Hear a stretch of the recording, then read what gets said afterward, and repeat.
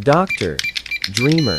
Today I am gonna share with you just basic 3 points to score high marks. First one, in first 4 to 5 months try to build your concepts that will also help ETA or MDK even if you build it from YouTube or any academy. کہ students if S C کے level پر تو آپ کہیں سے بھی course complete کر سکتے ہیں، اکیڈمی سے ہو یا یوٹیوب سے ہو، بہت زیادہ اچھے ٹیچرز اویلیبل ہیں، مگر سب آپ کو کنسیپٹ بلڈنگ کی بات کرتے ہیں۔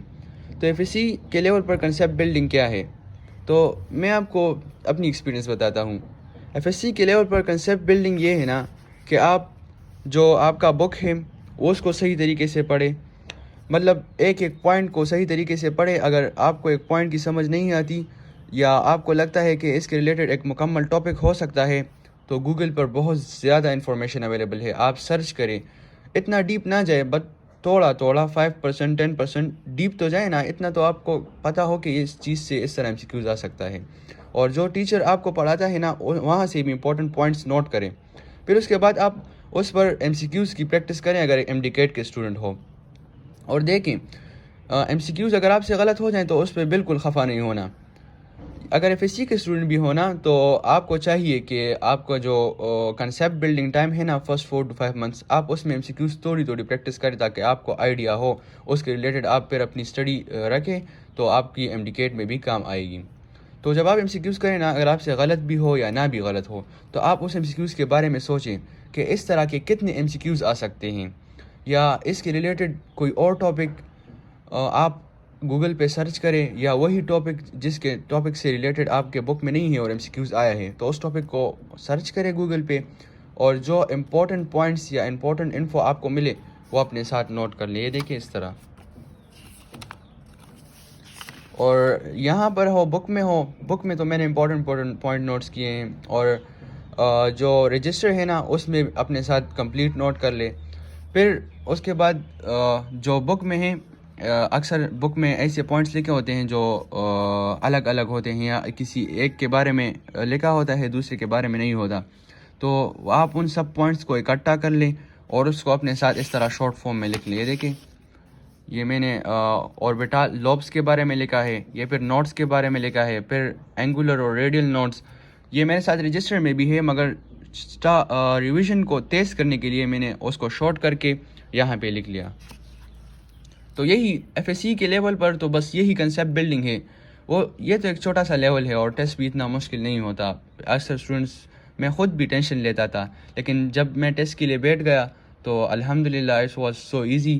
اینڈ ہر ٹیسٹ آپ کہیں گے کہ اس سال ٹیسٹ مشکل تھا، اس سال ٹیسٹ مشکل تھا، ہر ٹیسٹ آسان ہوتا ہے، مگر یہ سب سے زیادہ اہم بات جو ہوتی ہے نا وہ کانفیڈنس کی ہوتی ہے۔ آپ نے کانفیڈنس ڈیولپ کرنا ہے خود پر، جتنی بھی اسٹڈی آپ نے کی ہو مگر خود پر کانفیڈنس رکھیں۔ Second one, in the last 4 months take preps and then learn and memorize those concepts that you have gained. تو پریپس آپ نے کس طرح لینی ہے؟ دیکھیں، پریپس آپ نے بورڈ ایگزامس کے لیے لینی ہے۔ آپ نے پھر اس کے درمیان اپنے ایم ڈی کیٹ کو تھوڑا سا اگنور کرنا ہے، تھوڑا سا ہو زیادہ ہو، مگر مین ایم آپ کا کیا ہے؟ مین ایم آپ کا ہے ایف ایس سی میں مارکس لینا، کیونکہ بہت ایزی ہوگا آپ کو ٹیسٹ میں پوزیشن لینا یا ٹیسٹ میں میڈیکل کالج جانا، کیونکہ وہاں پر 40% ایگریگیٹ جو ہے نا وہ ایف ایس سی کے مارکس پہ بیس پہ ہوتا ہے۔ تو پریپس آپ لے لیں، پریپس میں آپ اس طرح کریں کہ بالکل اسٹڈی پہ دھیان دیں، بس صرف ہی اسٹڈی کریں۔ آپ میرا یہ ٹائم ٹیبل دیکھ سکتے ہیں نیچے کہ 5 to 1 PM میں جب صبح سویرے اٹھتا تھا تو بس نماز پڑھ کے بس کام کے لیے بیٹھ جاتا تھا، پھر تھوڑا سا آرام بھی درمیان میں کر لیتا تھا، یا یہ بھی نماز کا ٹائم ہے، اور پھر اس کے بعد اردو انگلش آرٹس کو بھی جو سیلف اسٹڈی کر رہے ہیں، میں اسلامیہ کالج سے تھا نا، تو ہم وہاں نہ تو آرٹس کی کلاس لیتے تھے اور نہ آرٹس کو امپورٹنس دیتے تھے، مگر جب پریپس لے لیتے تھے نا تو پھر آرٹس کو ضرور اپنا ٹائم دینا ہے، ورنہ آپ آرٹس کی وجہ سے بہت زیادہ خراب ہو جائیں گے، مارکس اس کی وجہ سے آپ کے کم ہو جاتے ہیں۔ اینڈ دین پریپس میں آپ نے یہ کویشچنز جو ہے نا، اب تو ایس ایل او بیسڈ ہو گیا ہے، ایکسرسائز سے نہیں آئیں گے، مگر پھر بھی آپ کر لیں، اور ایس ایل او بیسڈ بھی بہت آسان ہے۔ ہم تو S L O based study کرتے تھے، گائیڈ نہیں ہے، گائیڈ ضروری ہے، اپنے لیے خرید لیں، اس طرح نہیں کہ آپ اس سے رٹا کر لیں، کیونکہ آپ کو اس سے ایک آئیڈیا مل سکتا ہے۔ ایک کویشچن ہے یہاں پر، آپ کو سمجھ نہیں آ رہا، آپ اس پہ 2 گھنٹے 3 گھنٹے ضائع کریں گے، گائیڈ میں ایزیلی آپ کو آسانی سے مل جاتا ہے۔ تو ایک آئیڈیا تو آپ کو مل جاتا ہے نا وہاں سے، پھر آپ اس کو یوٹیوب یا گوگل پہ سرچ کریں اور آپ کو انفو مل جاتی ہے، آپ کا وہ ٹائم ویسٹیج ختم ہو جاتا ہے۔ اس سے میں نے اپنے لیے ایک شارٹ فارم لکھے تھے بس یہاں پر، تو بس میں کویشچن خود سے لکھتا تھا، بس مین پوائنٹ جو ہے وہ لکھ لیتا تھا اپنے لیے، تو بس اسی طرح کرتے تھے۔ اس طرح لرننگ کی ضرورت بھی نہیں ہوتی، بس کنسیپٹ بیسڈ، یہ تو کنسیپٹ بیسڈ اسٹڈی ہو جاتی ہے نا۔ اور پھر یہ دیکھیے یہ چیپٹر 3 ہے، اس طرح اور چیپٹرز کے ساتھ بھی میں نے یہی کام کیا ہے۔ بہت اتنا مشکل نہیں ہوتا مگر اگر آپ کریں۔ اور شارٹ نوٹس کی بات میں نے کی تو یہ دیکھیے یہ انیمیلیا کا شارٹ نوٹ ہے جو میں نے اپنے لیے بنایا تھا، اس میں میں نے سب چیزیں لکھی ہے، اور آپ کو اگر آپ یہ دیکھ لینا تو پھر آپ کو بک کی ضرورت نہیں پڑے گی۔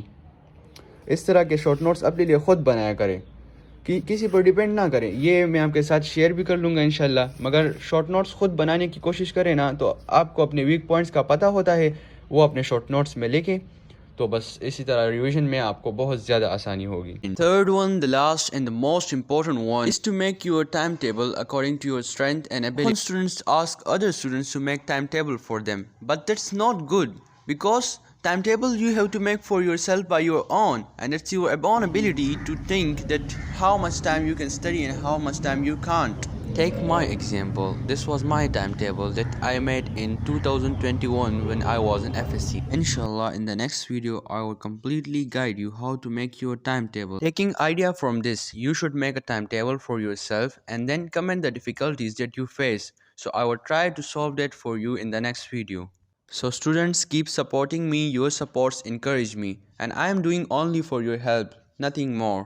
At last, I would like to tell you that success is only achieved by Allah's will and hard work. So pray from Allah that Allah give you both to achieve success. Ameen.